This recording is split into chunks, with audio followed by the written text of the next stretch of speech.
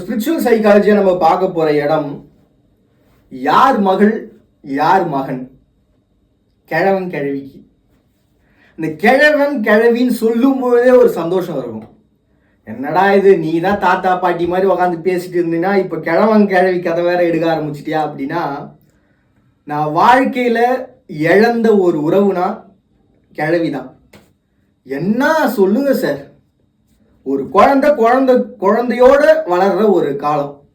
ஒரு குழந்தைய பார்த்துக்குது, என்ன சேட்டை பண்ணு, எவ்வளவு மனா நீங்க போட்டு படுத்தலாம், ஒன்றும் நடக்காது, அமைதியா இருக்கும் கிழவி. அந்த கிழவியுடைய வார்த்தைகளும் அந்த கிழவியினுடைய வாழ்வியலும் நம்ம வாழ்க்கையினுடைய அடிப்படையா அமைஞ்சு போற ஒரு இடம் தான் கிழவி கூட நம்ம வளர்ற ஒரு காலம். முந்தானியை பிடிச்சு நடக்கிற அந்த ஒரு காலம் இருக்கு பாருங்களேன், அந்த காலம் திரும்பி வருமானு ஏங்குற ஒரு காலம் வரும். அப்படிப்பட்ட ஒரு வாழ்வியல் தான் கிழவியுடைய ஒரு வாழ்வியல். இது எதுக்காக நம்ம அப்பா அம்மாவை விட்டுட்டு ஒரு கிழவிக்குள்ள போனோம் அப்படின்னு பார்த்தீங்கன்னா, இன்னைக்கு பல பேர் தன்னுடைய வாழ்வியல்ல கிழவியை விட்டுட்டாங்க. நான் ஒரு முறை ஒரு ஹோட்டலில் சாப்பிட்டுட்டு இருந்த சமயத்தில் ஒரு வயசான பெரியவர் ஒருத்தர் வந்திருந்தாரு. ஊரில் பார்த்தீங்கன்னா ஒரு 4 விதமான சாதிகளை சார்ந்த மக்கள் வாழ்ந்துகிட்டு இருக்காங்க. அந்த இடத்துல நானும் ஒருத்தன். ஆனால் இந்த இடத்துல குடிபெயர்ந்து வந்துட்டேன் என்னுடைய மகளுக்காக, என்னுடைய பேத்திக்காக அப்படின்னாங்க. அவங்க மகன் சொன்னதும் பேத்தின்னு சொன்னதும் ஒரே ஒரு விஷயம் தான், என்னுடைய பேத்தியை தான் நான் மகன் சொன்னப்பா அப்படின்னாங்க. எல்லாத்தையும் இழந்துட்டு இங்கே வந்தவர்கிட்ட கேட்ட கேள்விக்கு அவர் சொன்ன பதில், காலம்னா மாறதான் செய்யும், ஆனால் இது புதுசாக இருக்கியா, நல்லா இருக்கியா அப்படின்னு சொன்னார். தன்னுடைய பேத்திக்காக அத்தனையும் ஒதுக்கி விட்டு வர அளவுக்கு ஒரு அதீதமான பாசத்தின் ஈர்ப்பு கொண்ட ஒரு இடம் தான் இந்த கிழவன் கிழவி பேரம் பேத்தி. நீங்க பெத்த பிள்ளைங்களை கூட ஒதுக்கிடுவாங்க, ஆனா பேரம் பேத்தி ஒதுக்க மாட்டாங்க. மனசுக்குள்ள நீங்க பெத்த பிள்ளைங்களை வச்சுப்பாங்க, ஆனா பேரம் பேத்திய தூக்கி வச்சுப்பாங்க. ஏன்னா ஒரு பக்கம் பார்த்தீங்கன்னா ஓடி பிடிக்கிற வயசை மறுபடியும் நமக்கு தேடி கொடுக்கிற இடம் பார்த்தீங்கன்னா கிழவன் பேரன் இல்லை கிழவி பேரன். அது என்னமோ தெரில, என்னதான் பண்ணுங்களேன், இந்த பொம்பளை பிள்ளைங்க மட்டும் எப்படியாவது ஈர்த்துக்குதுங்க. அது என்னமோ மாயையின் மொத்த உருவமா என்ன இதுன்றது தெரியல.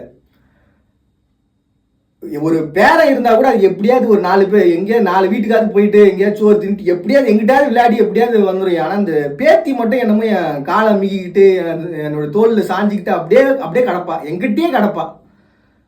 நம்ம சின்ன வயசுல நம்ம பெத்தப்ப நம்ம பிள்ளைங்களை சரியா பார்த்துக்க முடியாத ஒரு சூழல்ன்றது வாழ்வியல் எழ ஆரம்பிச்சிடும். அந்த சமயத்துல கூட நமக்கு எப்படியாவது நம்ம பிள்ளைக்கு ஏதாவது பண்ணிடலாமேன்ற எண்ணத்துக்குள்ளேயே வாழ்ந்து நம்ம பிள்ளையை ரசிக்க முடியாம போற ஒரு காலகட்டம் எழுகிற பட்சத்துல, எல்லாம் கடந்த பிறகு மறுபடியும் தன்னுடைய மகளை மறுபடியும் ஒரு குழந்தையா பார்க்கிற ஒரு இடம் அந்த இடம். ஒரு மகனை மறுபடியும் குழந்தையா பார்க்கிற ஒரு இடம் அந்த இடம். ரசிக்க ஒரு அழகான காலம் எழுந்த ஒரு இடம் கிழவி. அப்படி ஒரு ரசனைக்குள்ள அதீதமான ஒரு காதலுக்குள்ள வாழ்ந்த சமூகம் தான் உலக சமூகம். இன்னைக்கு அந்த கிழவன் கிழவி எங்க? சரி, நான் ரொம்ப வளவலன்னு போகாம, அவங்க நமக்கு கொடுத்தது நாம அவங்களுக்கு கொடுக்கிறது. என்னைக்குமே பேரம் பேத்தி கிழவன் கிழவி கொடுக்காது. அப்படி கொடுத்தா அது கிழவன் கிழவியா இருக்காது. அது என்னப்பா, பாட்டி தாத்தா இவங்க 2 பேரும் கொடுத்துட்டு தான் போவாங்க. அப்படி கொடுத்துட்டு போனா மட்டும்தான் சுகம். என் தாத்தாக்கும் என் பாட்டிக்கும் நான் கொடுக்கலையே அப்படின்ற அந்த ஏக்கம் அவங்கள நினைவுபடுத்தும். அது என்னமோ தெரியல, நம்ம வாழ்வியல்ல டிஎன்ஏ ஜீன்ஸ் அப்படின்னு சொல்லிட்டு நம்ம சைக்காலஜிக்கா நம்ம பார்க்கும்பொழுது ஒவ்வொருத்தரும் ஒவ்வொரு கடத்தலுக்குள்ள நம்ம வரோம். இப்படி பார்க்குறோம் அப்படி பார்க்குறோம். டே, உன் அப்பா அப்படி தானே கிடந்தான், அட நான் பொண்ணு அப்படிதான் இருந்தா, என்னையா நீ நான் பார்க்காதவளா, நான் பார்த்தவங்க, நீ என்ன சேட்டை பண்ணியோ அதே தான் இதுவும் பண்ணுது, எனக்கு தெரியும். ஒரு குழந்தைய எடுத்து மடிச்சு வைக்கிற ஒரு இடம் இருக்கு. அதுக்கு குழந்தைய எடுத்து மடிச்சு வைக்கிற இடம். பிறந்த ஒரு குழந்தைய சிசுன்னு சொல்லுவாங்க. அந்த சிசுவை அப்படி எடுத்து மடிச்சு ஒரு இடத்துக்கு போயிருந்த ஒரு ஹாஸ்பிட்டலுக்கு ஒரு அம்மா அந்த குழந்தைய தூக்கும்போது எனக்கு பார்க்கும்போது பயமா இருந்து, தூக்குறதுக்கு நம்ம பசங்களாம் கொஞ்சம் பயப்படுவோம்ல. அந்த அம்மா எடுத்தாங்க, 2 மடி மடிச்சாங்க, தூக்கி அப்படி வச்சாங்க. பார்த்து ஆச்சரியமா இருந்தது, என்னன்னா இவங்க அப்படி விளையாடுறாங்களே குழந்தைய அப்படி கையில் அப்படின்ட்டு. அந்த 2 காலை பிடிச்சி தூக்கி முதல்ல 2 தடவை தட்டி, அப்போதான் நல்லா இருக்கும் உடம்பு நல்லா அப்படிங்கிறது. காலை நல்லா நீவி விட்டு, கையை நல்லா நீவி விட்டு, இந்த நோஸ் எல்லாம் நல்லா இப்படி போட்டு, கண்ணெல்லாம் இப்படி நல்லா வழிச்சு எடுத்து, ஒரு குழந்தையை எப்படி அழகா மாற்ற முடியுமோ அப்படி அழகா ரசிச்சு மாத்துறவங்க தான் கிழவன் கிழவி. இன்னைக்கு நம்ம புள்ளலாம் இப்படி இருக்குது அப்படி நம்ம ஏங்கி கிடக்கிறது காரணமே கிழவன் கிழவி இல்லாம போனது தான். மறுபடியும் போதனைக்குள்ள வந்துட்டியடா, சரி ஓகே, அது உங்களுடைய வாழ்க்கை, உங்களோட விருப்பம், அதுக்குள்ள வரல. இப்போ இந்த மகனை தாண்டி இந்த உறவுக்குள்ளே நம்ம வேற என்னெல்லாம் நமக்கு கொடுத்துட்டு போறாங்க அப்படின்னு பார்த்தீங்கன்னா, முதல்ல ஒரு வாழ்வியலை இன்னைக்கு வரைக்கும் அவங்க சுட்டு கொடுத்த அடை நம்மளுடைய மனசுல நிற்கும். இன்னைக்கு வரைக்கும் அவங்க போட்ட சோத்தின் ருசி நம்ம மனசுல தங்கி நிற்கும். உண்மையை சொல்ல போனா அம்மாவுடைய முந்தானை வாசத்தை விட கிழவியோட முந்தானை வாசத்தில் தான் நம்ம வாழ்க்கை சிறந்தது. ஏண்டா தாத்தாவை விட்டுட்டியே, அது அப்படிதான் தோல் சாஞ்சி வாழற ஒரு வாழ்க்கை. அது என்னன்னா, என் பேரன் அந்த நம்ம ஒரு படத்துல ஒன்று நம்ம பசுபதி சாரை வந்து பார்ப்பாங்க பார்த்தீங்களா, அப்படி கையை மடிச்சு விட்டு ஒரு கம்பீரமாக ஒரு முறுக்கிக்கிட்டு அப்படி நிற்பாங்க பாருங்க. அந்த ஒரு சீனை பார்க்கும்பொழுதே பயங்கரமாக இருக்கும். சார்பேட்டா பரம்பரை அப்படி சீனு அந்த மாதிரி என் பேரன் அப்படின்னு வந்து நிற்கும் பொழுது அந்த சொல்ற அந்த வார்த்தையில ஒரு வேதம் பிறக்கும். என் பேரையா அப்படின்னு சொன்ன அடுத்த நொடி என் தாத்தா, என்னையா கிளவா அப்படின்றது அந்த ஒரு தொனி இருக்கு பாருங்களேன். என் பிள்ளைய என்னை மிரட்டுறான் பாடுறா அப்படின்ற ஒரு ஃபீல். ஏன்னா நம்ம பெத்த பிள்ளை வளர்ந்துட்டு இருப்பான், மிரட்ட முடியாது. ஆனால் குழந்தை வந்து பார்த்தீங்கன்னா, அதாவது அந்த அவன் மிரட்டினா நமக்கு கோவம் வரும், ஆனால் குழந்தை மிரட்டானா கோவம் வராது. சரி, இதெல்லாம் எதுக்குடா சொல்கிறேன், இந்த காலகட்டத்தில் இருக்கிற மாதிரி எனக்கு தெரியலடா அப்படின்னு போய் தான் நான் ஒட்டு மொத்தமாக சேர்த்து ஒரு பாட்டை எழுதி சுருக்கி வச்சிடலாம் அப்படின்னு நினச்சேன்.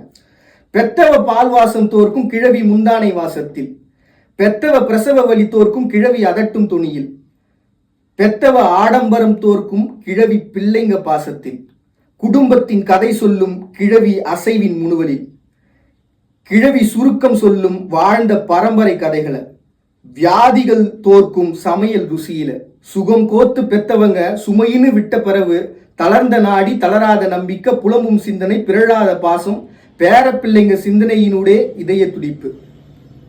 புலம்பும் சிந்தனை பிறழாத பாசம், பேர பிள்ளைங்க கரை சேரணும்னு சிந்தனையினுடைய இதய துடிப்பு கிழவி.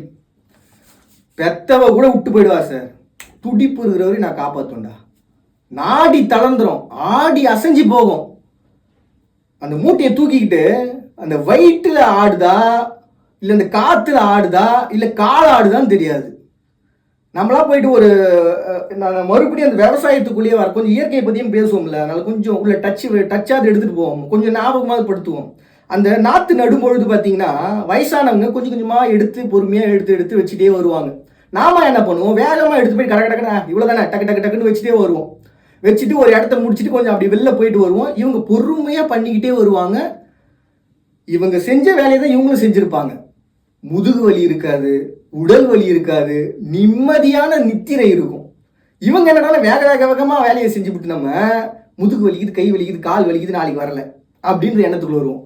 பொறுமையாக நிதானமாக செய்கிற ஒரு ஆமை போல நகர்ற, ஆமை போல் ஐந்து இடக்கலாற்றின் அப்படின்னு ஒரு திருக்குறள் டக்குன்னு வரலைங்க. அதாவது நம்ம சுவாசத்தை எவ்வளவுக்கு எவ்வளவு பொறுமையா, எவ்வளவுக்கு எவ்வளவு நிதானமா விடுறோமோ அவ்வளவுக்கு அவ்வளவு வாழ்நாள் சிறக்கும். அதே வேலையா இருந்துச்சுன்னா, நம்ம வேலை செய்யும் பொழுதும் அதே சுவாசம் இருந்ததுன்னா, அந்த சுவாசத்தை தான் நம்மளுடைய கிழவன் கிழவிகிட்ட கற்றுக்கணும். ஸ்பிரிச்சுவலாக நம்ம கற்றுக்க வேண்டிய இடம் கிழவன் கிழவிகிட்ட சுவாசத்தை. அவங்க எப்படி சுவாசம் பிடிக்கிறாங்க நம்ம கற்றுக்கணும். அதே மாதிரி சைக்காலஜியாக நம்ம கற்றுக்க வேண்டிய விஷயம், நம்ம மனசில் தங்கி நிற்க வேண்டிய இடம். யாரா உன்னுடைய பாட்டி, யாரா உன்னுடைய தாத்தான்னு சொல்லும்போது நம்ம சிந்தைக்குள்ளே எழற ஒன்று. ஏன்னா இப்போ யார் நீ கேட்குற இடம் தான் நம்ம சைக்காலஜி, அதனால தான் அந்த இடத்துக்குள்ள வந்தேன். அப்போ அது ரெண்டுமே சேர்ந்து நிற்கிற இடம் பார்த்தீங்கன்னா, பாசமும் கிடையாது, காதலும் கிடையாது, காமமும் கிடையாது, கடவுளும் கிடையாது. அப்போ என்னதான் நான் பேரம் பேத்தி அப்படின்னு சொன்னீங்கன்னா, இந்த உலகத்தில் வர்ணிக்க முடியாத ஒன்று இருந்தாலும் வர்ணிச்சு பார்க்குறேன். அது வந்து ஒரு பாசத்தினால சொல்லிட்டேன், வர்ணிக்கக்கூடிய ஒன்று தான். ஏன்னா நான் பெத்த பிள்ளை என்னை பெத்து வளர்த்த காலம், நான் பெத்த பிள்ளை என்னை பெத்து வளர்த்த காலம். அது எப்பறம் என்னை பெக்கவே இல்லை, எப்படியா வளர்க்கும், அது பாட்டு வளர்க்கும் நம்மள. உண்மையை சொல்ல போனால் பிள்ளைங்க தான் நம்மளை வளர்க்கும், பேர பிள்ளைங்க தான். அவங்களோட சேர்ந்து நம்ம மறுபடியும் ஒரு குழந்தையா மாறி ஒரு வளர்க்குற இடம். ஸோ அதனால தான் பார்த்தீங்கன்னா இப்படி ஒரு கவிதை எழுதுனேன். மறுபடியும் இதே போல ஒரு அழகிய தருணங்களை சந்திக்கிறாங்க. அவங்க பாட்டு நீங்கள் பார்த்துட்டு இருக்கீங்க. இந்த நிகழ்ச்சி இன்ட்ரெஸ்டிங்.